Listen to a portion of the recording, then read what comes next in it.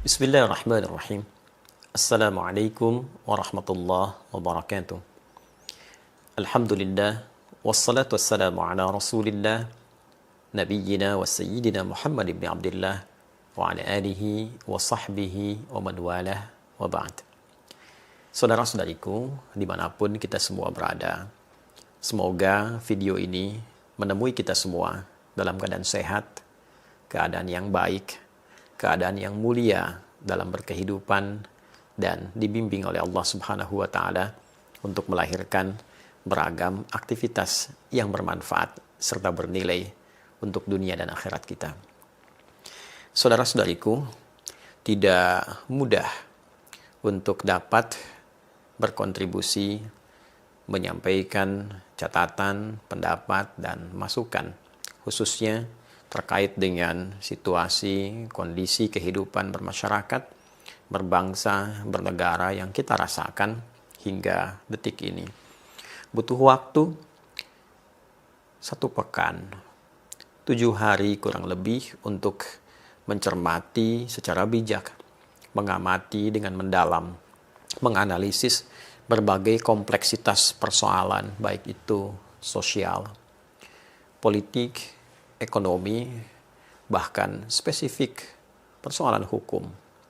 Tentunya beragam sudut pandang telah ditampilkan dari sudut pandang analis, tokoh, pengamat di berbagai bidang yang saya memiliki keyakinan insya Allah seluruhnya memiliki harapan yang baik untuk stabilitas bangsa ini, segala hal yang bisa membangun kecerahan berkehidupan, dan tentunya menampilkan semangat berkemajuan di segala aspek kehidupan berbangsa, bermasyarakat, dan bernegara. Dalam konteks ini, izinkan kami memberi dan berbagi catatan dari hasil pengamatan yang tentunya juga boleh jadi teman-teman melihat kondisi yang sama. Dalam sudut pandang kami yang pertama, tentunya dalam kondisi seperti ini, kita diuji. Dan kita sepakat dengan ujian itu, namun kesepakatan kita setidaknya bisa kita alirkan pada satu titik yang memberikan satu gambaran pada kita semua bahwa di titik ini kita memerlukan negarawan. Kita memerlukan sosok-sosok yang menempatkan kepentingan kehidupan bernegara, bermasyarakat, berbangsa di atas kepentingan-kepentingan pribadi, faksi, golongan, ataupun entitas-entitas tertentu. Terlepas dari berbagai macam kepentingannya, keinginannya, persoalannya, kita harus mampu kembali melihat, harus mampu kembali meresapi, merenungi akan perjuangan orang tua kita yang telah mengorbankan darah, keringat, air mata, materi, jiwa yang tak dapat dinilai, yang diwariskan dalam bentuk semangat dan pengetahuan di makam-makam yang bisa kita akses, di pelajaran sejarah yang kita kaji, yang semua pengorbanan itu diharapkan menghadirkan generasi masa depan, anak cucunya, kita semua yang meneruskan semua itu untuk mengisi pembangunan negeri yang telah merdeka ini, negara yang telah berdaulat ini, dalam kebaikan, persatuan, stabilitas, dan kemajuan yang menginspirasi. Tentu jika kesadaran ini kita bangun pada diri kita, dalam aspek apapun itu, tidak akan kita mengorbankan kepentingan yang lebih besar hanya untuk menampilkan keinginan-keinginan terbatas, bisa parsial, bisa individual. Terlalu besar pertaruhannya. Bukankah yang berkorban itu juga orang tua kita semua?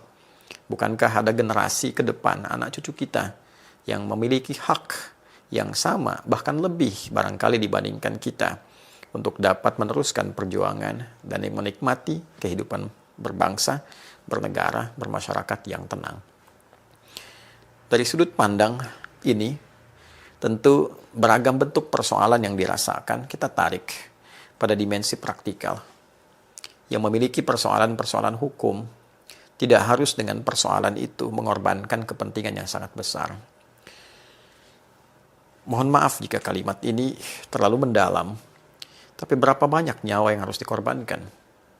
Di samping materi, fasilitas umum, hal-hal yang mendukung kemaslahatan kehidupan bermasyarakat, berbangsa, mesti terkoyak hanya untuk melampiaskan hasrat tertentu. Dalam konteks kehidupan bersosial, apakah diharuskan satu aspirasi, keinginan diiringi dengan bentuk hal-hal yang sifatnya terlihat dan nampak merusak dalam konteks kehidupan yang lebih luas? Dalam kehidupan politik, apakah hasrat untuk meraih kekuasaan, kedudukan, mesti juga dibayar dengan pengorbanan yang luas, bahkan boleh jadi mengiris dan menghancurkan pondasi kehidupan berbangsa dan bernegara? Saya kira kita tidak menginginkan semua itu. Saya yakin semua kita anak bangsa menginginkan kehidupan yang tenang, yang baik. Dan di titik inilah sikap negarawan mesti ditampilkan. Kita membutuhkan, sekali lagi yang pertama, para pemimpin khususnya, para elit. Kita menunggu sifat-sifat negarawan yang sejati itu. Harus dibangun satu sifat kolektif untuk berkonsolidasi di semua aspek elit pemerintahan. Untuk melihat lebih dalam ke belakang, lebih jauh ke depan. Lihat kembali spirit perjuangan membangun bangsa ini. Lihat kembali anak cucu kita yang akan mengisi kehidupan berbangsa bernegara ke depan. Belum cukuplah kedudukan yang dititipkan sampai detik ini. Harta yang dihasilkan sampai detik ini. Kehormatan yang telah diberikan untuk membuat para elit-elit ini bersepakat membangun bangsa dengan suasana yang lebih baik. Ini persoalan yang pertama. Jadi bila semua sudah punya sifat kenegarawanan, walaupun tidak harus akumulatif 100%, saya kira di titik ini kita lebih bisa mengerti dan menyikapi persoalan dengan bijak. Kalimat ini tentu bagi sebagian kalangan awam dirasa masih lebih umum. Saya ingin berikan catatan-catatan dan masukan-masukan praktis yang sifatnya mungkin bisa lebih terakomodir dan boleh jadi wallahu a'lam, tapi kami berkeyakinan sedikit banyak mampu menyerap aspirasi di kalangan masyarakat luas. Dalam aspek hukum misalnya, bagi institusi-institusi yang terkait berkelindan dengan penanganan ini, di kepolisian misalnya, penting kiranya melakukan konsolidasi internal untuk bisa menyerap berbagai macam keluhan, kegelisahan, bukan hanya aspirasi yang dihadirkan oleh masyarakat, tapi juga mampu mencatat, mampu mendata keluhan apa saja, kegelisahan apa saja yang dirasakan oleh masyarakat umumnya terkait dengan interaksi yang terhubung dengan tugas-tugas kepolisian di lapangan. Tentu dengan catatan ini, bila kemudian diteruskan untuk membuka ruang komunikasi dengan menyerap segala bentuk kegelisahan, segala bentuk keluhan, atau secara umumnya aspirasi-aspirasi itu yang ditangkap dengan serapan yang baik, membuka ruang komunikasi, dan terjadi ruang dialog dengan masyarakat untuk menerangkan secara terbuka. Saya memiliki keyakinan bahwa setidaknya berbagai bentuk ekspresi-ekspresi yang ditampilkan saat ini, bahkan ada yang terlihat juga cenderung merusak dan sebagainya, itu bisa tereliminasi, termitigasikan, mana memang yang ingin menyalurkan kebutuhannya, mana memang tindakan kriminal yang harus ditindak. Lebih praktikal lagi, tentunya konsolidasi di dalam yang kuat, yang melahirkan satu kekompakan, satu komando untuk mengatasi beragam persoalan dengan cara-cara yang persuasif, yang baik. Ini tentu juga akan lebih cepat mengatasi eskalasi-eskalasi tindakan yang tidak baik yang terus kemudian statistiknya meningkat. Saya ambil contoh misalnya tentang almarhum Afan Kurniawan. Semoga Allah memberikan tempat terbaik, memberikan kesejahteraan dan kebaikan untuk beliau di alam kubur dan kemuliaan untuk keluarga yang ditinggalkan. Terlepas dari itu semua, bila mungkin bisa dilakukan dari pihak kepolisian Selain juga telah tentunya bertakziah, mengunjungi, dan melakukan pendekatan yang baik untuk keluarga, akan bisa lebih efektif jika orang tua dari korban ini bisa dipertemukan dengan 7 orang yang telah ditetapkan sebagai tersangka perbuatan dimaksud, dan 7 ini dipersilahkan meminta maaf, menjelaskan kondisi-kondisi mereka, meminta maaf kepada kedua orang tua. Lalu kedua orang tua memberikan respon dan menyampaikan pada masyarakat bahwa secara konstruksi sosial ini telah selesai.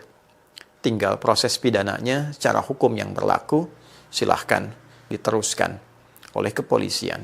Tentu dengan pernyataan ini, saya kira tuntutan-tuntutan yang terkait dengan almarhum setidaknya bisa selesai, bisa tuntas. Alhamdulillah bila ada kesempatan 7 orang ini berziarah ke makam, diberi kesempatan dan menyelesaikan masalah sosialnya, tinggal fokus pada masalah pidananya. Di titik ini, saya kira itu bisa meredakan persoalan dan memitigasi di lapangan. Jika ada kemudian suara-suara kembali meneriakan hal dengan persoalan yang telah tuntas ini, maka proses mitigasi itu bisa mudah dilakukan. Dan dengan mitigasi ini, klasifikasi pun ada ruangnya. Oh, ini yang menyalurkan aspirasi, ini yang memprovokasi, oh ini yang berbuat tindakan kriminal, sehingga penanggulangannya bisa dilakukan dengan lebih efektif. Ada konstruksi lain yang mungkin banyak diberikan masukan oleh masyarakat, tapi dalam ruang yang berbeda. Tentunya itu yang bisa didialogkan untuk kemaslahatan ke depan. Sisi lain, dalam konteks ini, tentu masalah politik juga tidak lepas dari sorotan, terutama konstruksi politik kita yang memang memerlukan banyak catatan, banyak kajian, penyelarasan, dan banyak masukan untuk perbaikan-perbaikan ke depan. Dalam konteks ini yang menjadi sorotan khususnya dalam ruang legislasi, di legislatif. Pun demikian di eksekutif dalam konteks yang berbeda. Sorotan terkait dengan legislatif, saya kira beragam bentuk masukan telah ditampilkan. Tapi pada intinya, masyarakat belum menemukan satu ruang komunikasi yang efektif dari rakyat ingin menyalurkan masukan kepada wakilnya. Dan ditemukan satu jarak yang sangat jauh dari gerbang sampai ruangan. Belum sampai ruangan pun di dalamnya beragam bentuk testimoni yang ditampilkan oleh wakil rakyat itu sendiri. Yang menyampaikan bahwa dinginnya AC, kursi yang empuk, kadang-kadang membawa suasana kantuk yang dalam. Bisa digambarkan dengan jarak yang demikian jauh itu, bagaimana suara-suara masyarakat, rakyat yang mewakilkan kepentingannya, bukan kedaulatannya. Karena kedaulatan tentu tidak bisa diwakilkan pada siapapun dari setiap warga negara Indonesia ini. Tapi kepentingan yang harus diserap sebagai aspirasi ini terasa jauh untuk didengar, terasa sulit untuk disimak. Maka ada baiknya, saya kira, desain bentuk bangunan yang dulu disiapkan untuk Ganevo oleh Bung Karno itu, yang memberikan makna keterbukaan, serapan aspirasi, kemudian harapan-harapan yang menghijau, sesuatu yang baru untuk kebaikan bangsa yang menyatu, akan lebih baik bila diusulkan secara praktis, dibukanya ruang komunikasi.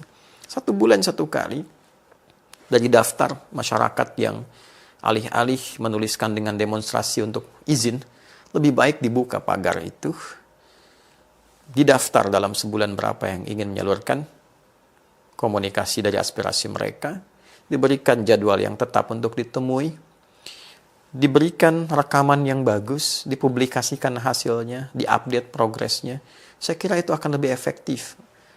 Para rakyat yang mewakilkan aspirasinya, kemudian disampaikan dengan jadwal yang terukur, diterima dengan baik. Masyarakat tidak harus membawa sesuatu yang membahayakan, apalagi membawa alat-alat yang dapat merusak. Pintu dibuka, ruang diberikan, didengar aspirasi. Ini akan lebih efektif dibandingkan mungkin ada dana taktis yang harus datang ke masyarakat, menyerap aspirasi, berikan kesempatan mereka untuk datang, yang memberikan kontribusi langsung berupa pemikiran, aspirasi, atau keluhan yang memang selayaknya untuk didengar.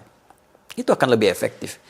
Yang kedua, tentu terkait dengan pola komunikasi, dan ini telah banyak disoroti. Bukan hanya kemampuan untuk menyampaikan satu statement, bukan perkara public speaking. Saya kira penting juga para anggota dewan ini belajar tentang sosiolinguistik, melihat variabel-variabel di masyarakat, bisa memetakan dengan bijak sehingga bisa memberikan statement yang arif, yang tidak beresiko menurunkan bahkan menjatuhkan kehormatan para anggota dewan yang melekat sifat terhormat di dalamnya.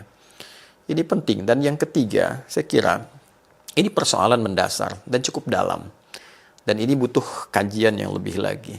Konstruksi di legislasi kita itu didasarkan kepada satu penyatuan aspek politis. Di dalamnya ada ruang-ruang kepartaian, membentuk fraksi. Sementara dalam konteks kepartaian sendiri terlihat dari sudut pandang saat kita melakukan pemilihan umum, baik itu untuk legislatif, pun demikian pemilu untuk kepemimpinan dari level daerah sampai dengan pusat. Agak berat untuk tidak mengatakan bahwa sistem kepartaian saat ini yang ada lebih dekat kepada pola-pola industri, lebih dekat kepada pola-pola industri. Kalimat ini kiranya penting untuk dikaji, untuk dicatat. Sehingga resiko yang muncul, proses transaksional itu, mau tidak mau potensinya, mau tidak mau, sekali lagi, potensinya akan terlahir, baik diharapkan atau tidak diharapkan. Kos yang demikian besar untuk masuk, biaya yang timbul dari situ, yang kemudian harus dikembalikan entah dengan cara dan formulasi seperti apa. Sehingga pola ini membawa dampak pada kebijakan-kebijakan yang seringkali tidak mudah ya untuk dilakukan, yang seringkali membutuhkan satu bentuk kegiatan-kegiatan untuk sekedar melegitimasi hal-hal yang tadi ingin didapatkan, sehingga setidaknya bisa mengembalikan modal-modal yang telah dikeluarkan di awal. Ini menjadi perbincangan rahasia umum yang tersebar di masyarakat. Mungkin ke depan usulannya bagaimana konkretnya? Boleh jadi ke depan itu catatan kami, usulan kami, mungkin unsur DPR ini bisa dibagi dua. Dewan Perwakilan Rakyat bisa dibagi dua unsur. Satu, ada yang mewakili khusus dari aspirasi masyarakat dari daerah-daerah. Itu yang disebut dengan DPD, Dewan Perwakilan Daerah, yang mewakili menyerap aspirasi langsung dari masyarakat, senator-senator itu. Mungkin akan baik bila 580 itu komposisinya bisa dibagi dua. Sehingga bila kita bagi dua, 580 dengan 290. Sekarang formulasi setiap provinsi diambil 4. Dan kadang tidak proporsional. Semua provinsi dengan populasi banyak atau sedikit, semuanya mewakili 4. Mungkin ke depan bisa difikirkan. 290 orang dibagi 38 provinsi dengan dasar proporsi yang jelas, populasi yang banyak, memberikan perwakilan yang cukup proporsional, dikonsep sehingga menyerap nanti kualifikasinya di masyarakat, bukan sekedar memilih tokoh, siapapun punya peluang. Entah itu intelektual, artis, komedian, pelawak, tapi membuat kualifikasi yang jelas. Anda bisa bayangkan menjadi dosen di kampus itu ada 24 syarat. Di antara syaratnya ada kesehatan rohani, kesehatan jasmani, bebas narkoba, ada uji A, uji B, uji C. Dan ini ingin menyerap aspirasi rakyat Indonesia. Kualifikasinya mesti jelas. Tingkat pendidikannya seperti apa, pengenalan terhadap daerahnya bagaimana, penguasaan terhadap masalah-masalah tertentu seperti apa. Jika ini bisa dilakukan, ini akan fokus menyerap kepentingan masyarakat, sehingga dalam konteks kehidupan berlegislasi, kepentingan masyarakat akan lebih terwakili. 290 lebihnya, ini bisa dinamakan dengan DPP, Dewan Perwakilan Partai. Jadi DPR dibentuk dari DPD dan DPP. DPP inilah nanti yang memiliki fokus yang tinggi dalam konteks politik untuk melakukan check and balance dalam kepentingan politik dengan eksekutif dari segi politik. Sehingga dengan itu, saya kira fokusnya akan sama-sama saling berimbangi. Yang satu mengawal jalannya pemerintahan, kebijakan-kebijakan politiknya. Yang satu menyerap aspirasi masyarakat untuk didialogkan, mencari chemistry dengan kepentingan politik yang baik, melahirkan kemaslahatan yang komprehensif. Mungkin boleh jadi bisa diterima ataupun boleh jadi bisa dikaji kembali usulan ini. Tapi dengan cara ini setidaknya kos untuk bisa dikeluarkan tidak terlalu melahirkan resiko-resiko transaksional untuk ke depan. Baik itu persoalan yang berada di lingkup dewan ataupun juga yang diterjemahkan dalam konteks pemerintahan di eksekutif. Karena bila pola ini terjadi, pada akhirnya semua kebijakan apapun yang akan dijalankan, dieksekusi dalam konteks pemerintahan di institusi manapun, karena harus bergerak berdasarkan undang-undang. Undang-undang dibahas kemudian di Dewan Perwakilan Rakyat dan tidak menutup kemungkinan potensi transaksional akan selalu terjadi. Tidak menutup kemungkinan sehingga semua saling mengikat. Nah, ketika semua saling mengikat, kohesinya begitu kuat dan tersandera dalam berbagai hal, ya inilah yang kemudian menyebabkan kadang-kadang keputusan-keputusan arah tidak menjadi jelas. Keputusan terikat dengan konsesi bersama, sehingga bila terjadi gejolak di arus bawah di masyarakat, keputusan tidak berlangsung cepat.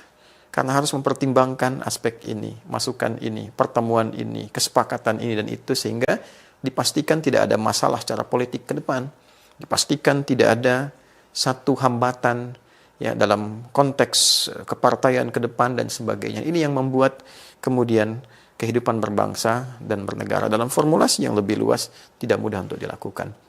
Saya kira sekali lagi rakyat tidak boleh ada yang lapar sesungguhnya. Teorinya demikian. Karena kadal faqru ayyakuna kufra. Ya, kelaparan itu seringkali mengarah kepada terbentuknya satu tekanan yang kuat ya untuk bertindak menyimpang. Jadi yang terjadi saat ini saya punya keyakinan kuat bahwa orang-orang ini orang-orang yang lapar, orang-orang punya kebutuhan yang mungkin tidak terperhatikan sehingga unsur-unsur lain masuk dan membuat suasana tidak kondusif. Yang kedua, tentu keamanan, sinergi. Kita dukung jangan sampai isunya bergeser terlalu jauh, benturan antar institusi ya. Membenturkan TNI dengan Polri misalnya, atau dengan kejaksaan atau dengan yang lainnya. Tentu kita harus perkuat semuanya itu berdasarkan fungsinya masing-masing. Jangan sampai bergeser isu terlalu jauh sehingga kita tidak bisa merasakan satu stabilitas yang kokoh. Ya, saya berharap pada akhirnya kita tidak harus saling menuduh, menyalahkan satu dengan dua hal. Termasuk para ulama juga mengevaluasi diri, menempatkan sesuai porsinya masing-masing. Ormas-ormas melihat kepada sisinya. Saya kira sekarang kita bisa bersinergi. Di HUT Polri saya melihat bahwa Polri melibatkan unsur-unsur masyarakat.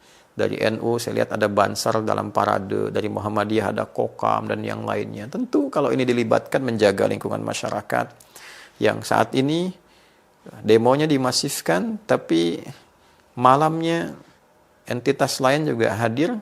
Dan tidak masuk akal. Demo apa yang dilakukan jam 12 malam, jam 1 malam, jam 2, jam 3 dini hari. Ya, saya kira klasifikasi itu penting untuk kita semua. Ya, adik-adikku yang masih remaja-remaja dan kita semua masyarakat, semua abang, kakak dan semua, kita bersaudara. Kita bersaudara. Kita bersaudara. Sebuah ras, bangsa, setanah air. Walaupun boleh jadi agama kita berbeda, keyakinan tidak sama, tapi kita sepanjang satu Indonesia, sepanjang satu negara yang sama, kita berkeluarga, bernegara. Mari kita berpikir ulang. Kembali lagi mengingat tentang keberadaan kita. Saling menyayangi. Ini lebih bulan Maulud, bulan terlahirnya Nabi Muhammad SAW, yang membawa risalah kasih tanpa batas, rahmat bagi kita semua, khususnya bagi umat Islam. Ayo kita merefleksikan keteladanan dari Nabi Sallallahu Alaihi Wasallam untuk selalu memperbaiki diri dan pahami apa yang saya berikan catatan dengan utuh supaya tidak dipotong-potong, ya potongan-potongan itu menyebar lagi, diolah kembali jadi hal yang tidak baik dan itu sesuatu yang sangat tidak diinginkan. Sekali lagi, tentu setiap masukan akan ada kekurangan. Dalam kekurangan akan ada sosok lain yang memperbaiki itu semua. Ya, kita doakan semua sehat, semua baik-baik. Semoga kita dilindungi Allah Subhanahu wa taala. Rabbana taqabbal minna innaka antas samiul alim. Wa tub 'alaina innaka antat tawwabur rahim. Allahumma aslih ahwalana ma yuqarribuna ilaika warzuqna ya Allah as-salam was-salama والطمأنينة والسكينة في حياتنا الاجتماعية، واحفظ بلادنا أندونيسيا واجعلها بلدة طيبة أنت ترضاها. وفقنا يا الله، وفقنا لنتحد يا الله، نتحد برضاك وحبك وجنبنا من التفرقة. وصلى الله على سيدنا محمد وعلى آله وصحبه أجمعين، وآخر دعوانا الحمد لله رب العالمين. السلام عليكم ورحمة الله وبركاته.